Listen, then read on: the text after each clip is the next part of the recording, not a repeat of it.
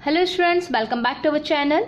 Students, आज की class में हम बात करेंगे सूक्ष्म पाठ योजना पुनर्वलन कौशल के ऊपर। ये एक माइक्रो लेसन प्लान है और तो किस तरह से आप रीइंफोर्समेंट स्किल के ऊपर एक लेसन प्लान रेडी कर सकते हैं उसका ये एग्जाम्पल है। ओके, आप इससे समझते हुए अपना लेसन प्लान रेडी करें या फिर इसी को एज इट इज़ लिख लें, एज योर चॉइस। तो पुनर्वलन कौशल या फिर रीइंफोर्समेंट स्किल क्या होती है, इसकी डेफिनेशन, यूजेस, कंपोनेंट्स, इसके बारे में आपको प्लेलिस्ट में वीडियोस मिल जाएंगी। आप उसे ऑन करके देखिए। यहाँ पे सिर्फ हम एग्जाम्पल की बात करेंगे। अगर आपको बारीकी से समझना है तो आप प्लेलिस्ट ऑन करके प्रीवियस जो वीडियोस चैनल पे हैं उन्हें देखिए ताकि आपको बेहतर समझ आए। ठीक है, और जो मेरे न्यू सब्सक्राइबर हैं प्लीज़ वो जो प्रीवियस वीडियोस हैं उनको देखें। ठीक है, ताकि आज जो मैं आपको समझाऊं वो आपको अच्छे से क्लियर हो सके। ठीक है, और अगर जो न्यू व्यूअर्स हैं प्लीज़ चैनल को सब्सक्राइब कर लें, क्योंकि इस चैनल पे आपको बीएड से relate micro files, micro lesson plan और बीएड का सिलेबस, सारी चीज़ें आपको इस चैनल पे मिलने वाली है। टाइम टू टाइम सारे अपडेट्स, ओल्ड पेपर, सब कुछ आपको इस चैनल पे मिल जाएगा। तो प्लीज़ अगर आप मेरे चैनल पर न्यू हैं तो मेरे चैनल को सब्सक्राइब ज़रूर करें। तो चलिए आज देखते हैं कि रीइंफोर्समेंट स्किल में हम किस तरह से अपना माइक्रो प्लान रेडी कर सकते हैं।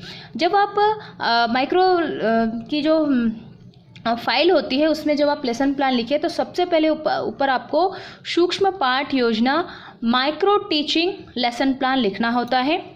ठीक है, फिर पुनर्वलन कौशल, जो भी आपका स्किल है उसका नाम रीइंफोर्समेंट स्किल। ठीक है, बहुत ज़्यादा ज़रूरी है कि आप इस बात का ध्यान रखें कि आपको किस साइड में क्या लिखना है, लेफ़्ट में क्या लिखना है, राइट में क्या लिखना है, इस बात का आपको नॉलेज होना बहुत ज़रूरी है।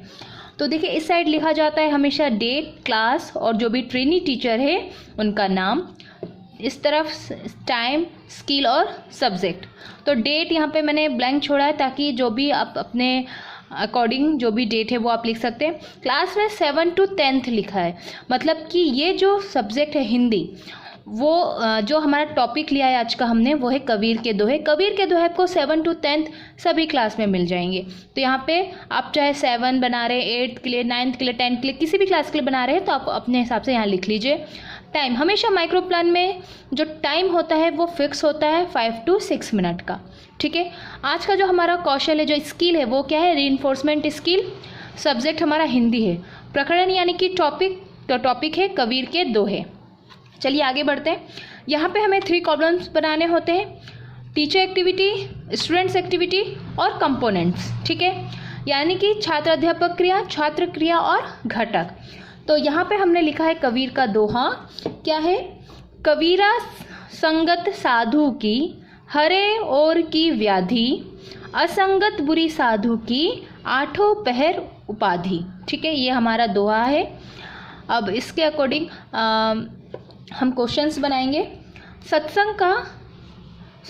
संगत का क्या अर्थ है? संगत का अर्थ है साथ। यहाँ पे 1 क्यों लिखा है हमने? हम कंपोनेंट्स को बाद में समझते हैं, इसको अभी हम रख देते हैं। ठीक है, आगे बढ़ते हैं। यह दोहा कहाँ से लिया गया है? ये दोहा कबीर की साखी से लिया गया है। कबीर ने किस राह पर चलने की बात कही है? सत्संग की राह पर चलने की बात कही है।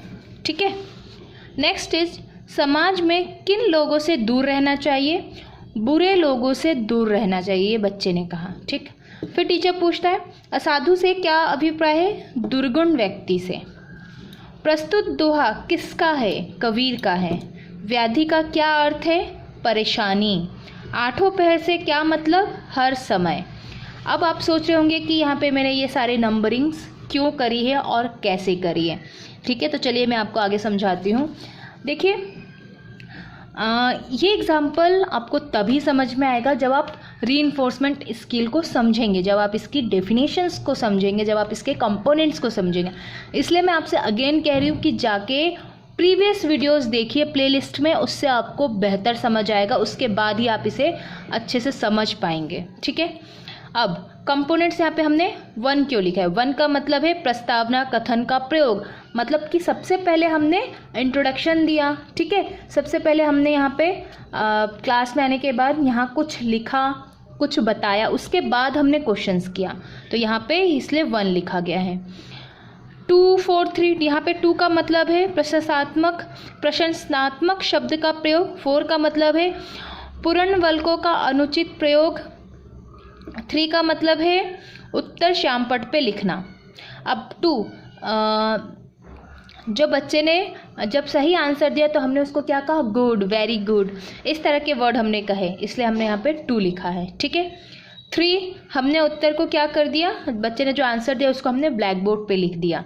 इस तरह से यहाँ पे ये कंपोनेंट्स लिखे जाते हैं। ठीक है। या तो आप चाहें तो लिख सकते हैं कि समुचित घटकों का प्रयोग किया गया है, या फिर आप नंबरिंग कर ले। ठीक है, एज यू विश। और घटकों को कैसे लिखा जाता है, क्या क्या पर्टिकुलर घटक होते हैं यानी कंपोनेंट्स होते हैं रीइंफोर्समेंट स्किल के, वो भी आपको प्लेलिस्ट में मिल जाएंगे, आप वहाँ देखिए, आपको समझ में आ जाएगा। यहाँ पे सिर्फ हम एग्जाम्पल की बात करें इसलिए मैं ज़्यादा डिटेल में आपको नहीं समझा रही हूँ। ऑब्जर्वेशन टेबल यानी कि निरीक्षण तालिका, यहाँ पे भी हम 3 कॉलम्स बनाते हैं। जो इसके कंपोनेंट्स है वो टेली हम कैसे लिखते हैं, जिन जिन घर कंपोनेंट्स का यूज़ किया उनके आगे राइट लिख दिया जाता है। रेटिंग स्केल में जो आपको ऑब्जर्व कर रहा होता है वो आपको रेटिंग्स देते हैं। पर्यवेक्षक के हस्ताक्षर, छात्र अध्यापक के हस्ताक्षर। पर्यवेक्षक के हस्ताक्षर मतलब होता है ऑब्जर्वर के सिग्नेचर, और यहाँ पे स्टूडेंट्स के सिग्नेचर। तो देख लीजिए ये अच्छे से। आई होप कि आपको राइटिंग समझ में आ रही है, आप वीडियो पॉज करके ईजिली इसको लिख सकते हैं। अगर आपको किसी पर्टिकुलर टॉपिक या सब्जेक्ट या स्किल के ऊपर लेसन प्लान चाहिए तो आप मुझे कमेंट बॉक्स पे कमेंट करिएगा। बीएड से रिलेट हर चीज़ें आपको इस चैनल पर मिल जाएगी, आप कमेंट करिए ताकि मुझे समझ में आए कि आपको किस चीज़ की रिक्वायरमेंट है, क्या हेल्प की रिक्वायरमेंट है आपको, तो आप मुझे कमेंट ज़रूर करना। तो चलिए मिलती हूँ मैं अपने नेक्स्ट वीडियो में। Thank you so much.